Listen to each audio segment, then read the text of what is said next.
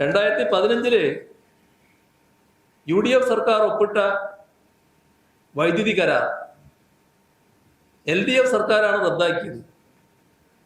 അതാണ് ഇപ്പോഴത്തെ വൈദ്യുതി പ്രതിസന്ധി കാരണം. ഇതാണ് മുഖ്യമന്ത്രി പറഞ്ഞത്.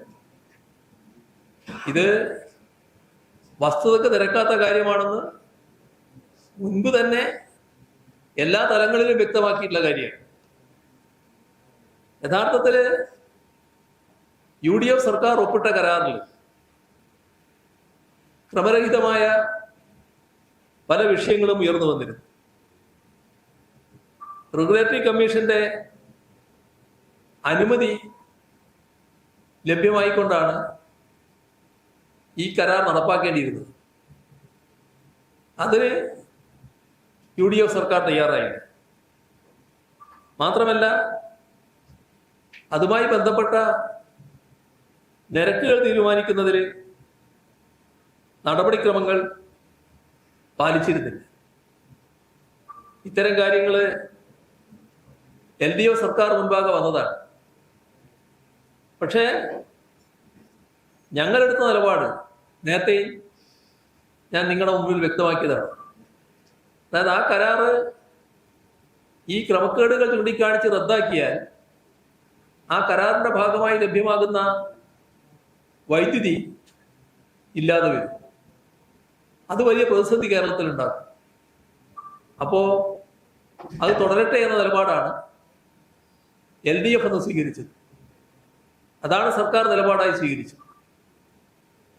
ഇവിടെ വൈദ്യുതി കരാറിന് റെഗുലേറ്ററി കമ്മീഷന്റെ അനുമതിയില്ലായിരുന്നു. ഈ അനുമതികൾ ലഭിക്കാതെ 2015 UDF സർക്കാർ കരാർ ഒപ്പിടുകയാണ് ചെയ്തത്. റെഗുലേറ്ററി കമ്മീഷന്റെയും കേന്ദ്ര സർക്കാരിന്റെയും അനുമതി വേണമായിരുന്നു. ടെൻഡർ ക്രമപ്രകാരമല്ല എന്ന നിലപാടാണ് റെഗുലേറ്ററി കമ്മീഷൻ ആവർത്തിച്ചത്. അപ്പോൾ വൈദ്യുതി ആവശ്യകതയുടെ പേരിൽ കരാറുമായി മുന്നോട്ട് പോകാനാണ് അന്ന് സംസ്ഥാനം തയ്യാറായത്. പക്ഷേ റെഗുലേറ്ററി കമ്മീഷൻ അതില് നിയമപരമായ നിലപാട് സ്വീകരിച്ചു. ടെൻഡറിലെ അപാകത ചൂണ്ടിക്കാണിച്ച് 2022 2015 കരാർ വന്നത്. 2016 മുതൽ LDF സർക്കാരാണ്. 2022 റെഗുലേറ്ററി കമ്മീഷൻ ഈ കരാർ റദ്ദാക്കുന്ന ഉത്തരവിട്ടു. 7 വർഷക്കാലമായി തുറന്നു പോകുന്ന കരാർ പെട്ടെന്ന് റദ്ദ് ചെയ്തെന്നത് വൈദ്യുതി ലഭ്യതയെ ബാധിക്കുമെന്നത് ഉറപ്പായ കാര്യമാണ്. അത്തരമൊരു സാഹചര്യം കേരളത്തിൽ സംജാതമായി. റെഗുലേറ്ററി കമ്മീഷൻ സ്വീകരിച്ച നിലപാടിനോട് സർക്കാരിന് യോജിപ്പുണ്ടായിരുന്നില്ല.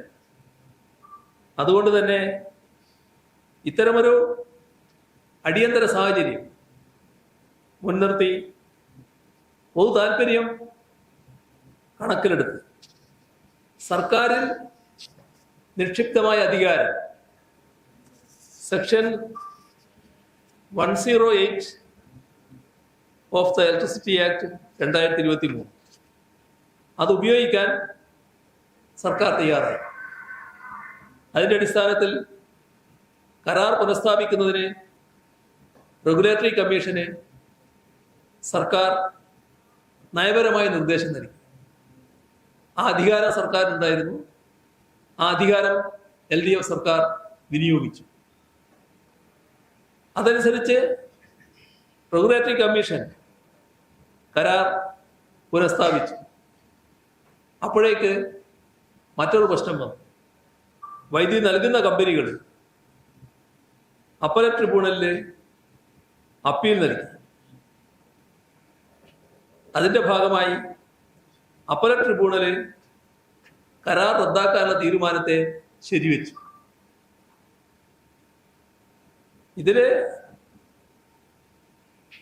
ഇത്തരം നിലപാടുകൾ വന്നപ്പോ സർക്കാർ അവിടെ കൈകെട്ടിയിരിക്കുകയല്ല ചെയ്തത്. ആ നിലപാടിനെതിരെ സുപ്രീം കോടതിയെ സമീപിക്കാൻ സർക്കാർ തയ്യാറായി. KSEBയും സുപ്രീം കോടതിയെ സമീപിച്ചു. ആ കേസിൽ ഇപ്പോഴും അന്തിമ വിധി വന്നിട്ടില്ല. ഇതാണ് വസ്തുത. യഥാർത്ഥത്തിൽ ചെയ്യേണ്ടത് ആ കേസ്, സുപ്രീം കോടതിയിലുള്ള കേസ് വിചാരണ പൂർത്തീകരിക്കുന്നതിനായി അടിയന്തരമായി സർക്കാർ ഇടപെടുകയാണ് വേണ്ടത്. വസ്തുതാവിരുദ്ധമായ കാര്യങ്ങൾ പ്രചരിപ്പിക്കാനല്ല മുഖ്യമന്ത്രി തയ്യാറാകേണ്ടത്. ഈ ഗൗരവം കണക്കിലെടുത്ത് ഇത്തരമൊരു ഇടപെടൽ നടത്താനാണ് ശ്രദ്ധിക്കേണ്ടത്. ഇപ്പോ നമുക്ക് മഴക്കുറവുണ്ടായിട്ടുണ്ട്. മഴക്കുറവ് നേരത്തെയും ഉണ്ടായിരുന്നു. അത്തരം ഘട്ടങ്ങളിലെല്ലാം ഫലപ്രദമായ മാനേജ്മെന്റിലൂടെ ലോഡ് ഷെഡിങ് ഒഴിവാക്കിയ അനുഭവം ജനങ്ങളുടെ മുന്നിലുണ്ട്.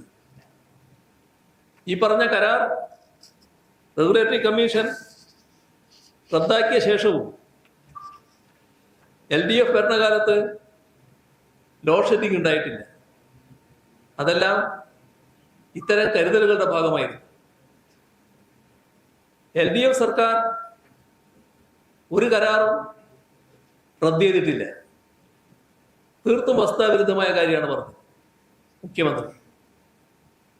സ്റ്റാറ്റ്യൂട്ടറി സംവിധാനമായ റെഗുലേറ്ററി കമ്മീഷൻ മുഖ്യമന്ത്രിക്കറിയാം, അതൊരു കോസി ജുഡീഷ്യൽ സ്റ്റാറ്റ്യൂട്ടറി സംവിധാനമാണ്.